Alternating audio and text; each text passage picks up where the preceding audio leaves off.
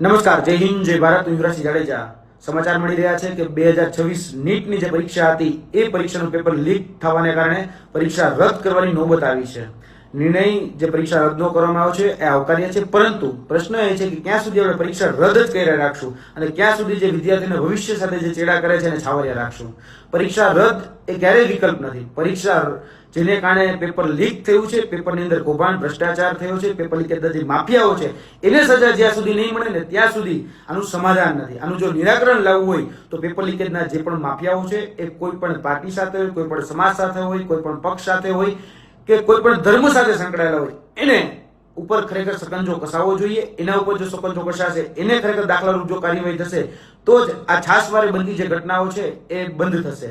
ગુજરાતની અંદર પણ છેલ્લા 2014 થી લઈને 2024 સુધીમાં 34 પેપર લીક થયા છે. આજ દિન સુધી એક પણ વ્યક્તિને, એક પણ ચમરબંધીને એ સજા નથી થઈ. એક પણ વ્યક્તિ આજે એ જેલના સળિયાની પાછળ નથી. ક્યાંક ને ક્યાંક આ કરુણતા છે અને એને કારણે જ આ પેપર લીકેજના જે માફિયાઓ છે, પેપર લીકેજના જે કૌભાંડીઓ છે એને બળ મળી રહ્યું છે કે પેલા કહી શકાય કે નાનું કૌભાંડ કરતા 2-5 લાખ રૂપિયાનું કૌભાંડ કરતા 2-5 કરોડનું કૌભાંડ કરતા થઈ ગયા છે.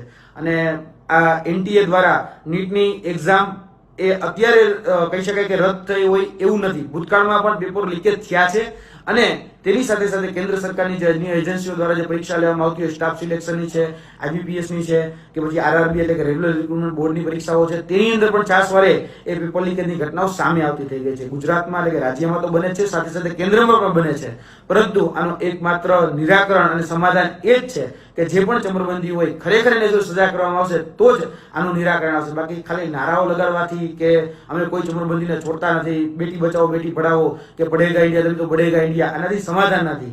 આજે જોવા જઈએ તો 23 લાખ જે વિદ્યાર્થીઓ છે એની સાથે ભવિષ્ય સાથે ચેડા થયા છે.